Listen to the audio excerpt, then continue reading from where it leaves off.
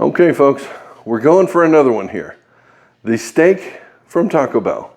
Well, really any sort of Latin cuisine, steak, Mexican cuisine sort of thing. Like this, that's not pure carne asada.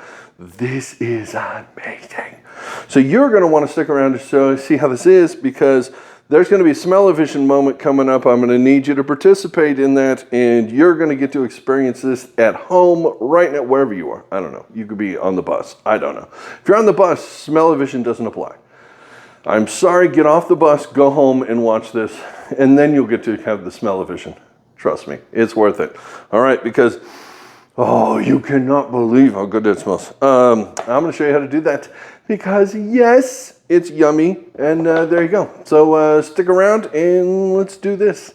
If you ever wanted to know how to make the steak from a Taco Bell items so that you can recreate their quesadillas or burritos or tacos or other things, I'm going to show you how to do that. This is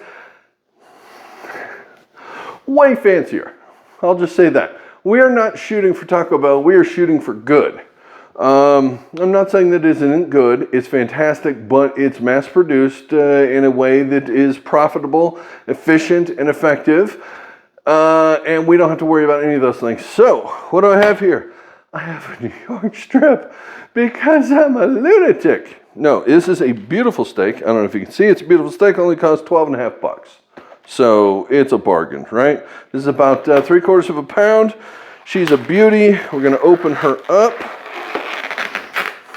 Because that's, I don't know what they're making this plastic wrap out of these days, but dang, that's working.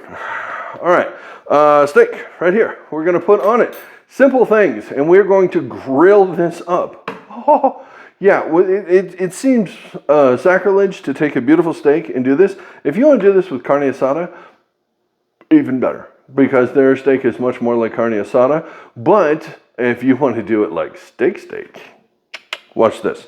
Okay, what do we put on this? We put a little bit of salt. That's that. A little bit of salt. A little bit of pepper.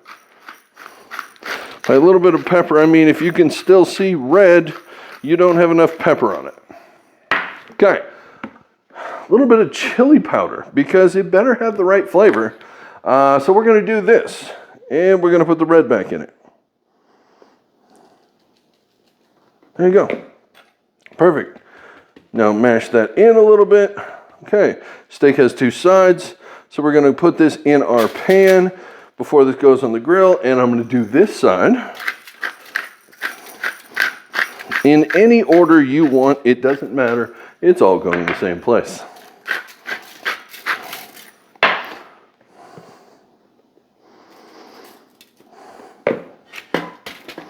Okay, mash that down. That worked out pretty well. Trying to get this in this camera over here. See? That's what it looks like. Perfect.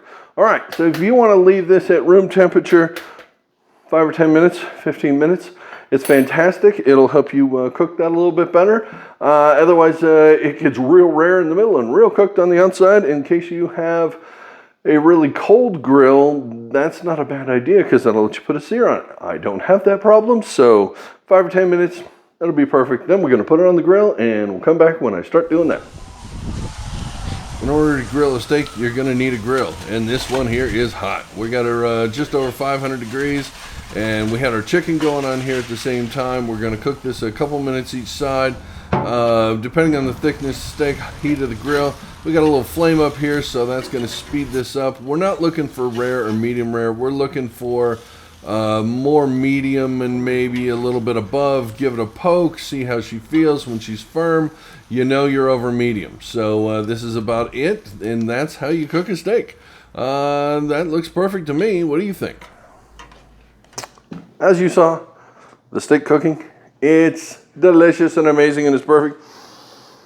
Oh, I wish we had smell-o-vision. Somebody out there invent smell-o-vision so that you can experience that. Oh, wait. Just go to the grocery store, put 3 simple things on it, and cook it on your grill, and you'll know exactly what I mean. I'll wait. Okay, you're back. Now you know what I mean. This is incredible, isn't it? You smelling that? Oh, I can't wait to dig into that, but we're not going to do that right now because it's hot off the grill. And if you cut that, all the juices come out of it. We're not going to do it. What I am going to do is actually wait until I'm ready to assemble each individual item, and I'm going to cut off the steak I need, and it's going to go in a frying pan. I'll show you how we do all that when I make the individual items. So come back for those videos when I'm making the quesadilla, or I'm making the other stuff, the burritos or other things. You can use this for anything you want. Don't feel like you have to use this just for Taco Bell stuff. There's nothing about this that's special because it's Taco Bell. It's just delicious. So if you want to use this to make anything that goes in a tortilla, slice that up, put that on salad and make a spicy steak salad. That would be delicious. I mean, it's a little old school, but it's delicious nonetheless. So do whatever you want with this. Now you know the basics. And that's what I was here to teach you. So thanks for watching this video. I'll see you on the next one. Bye.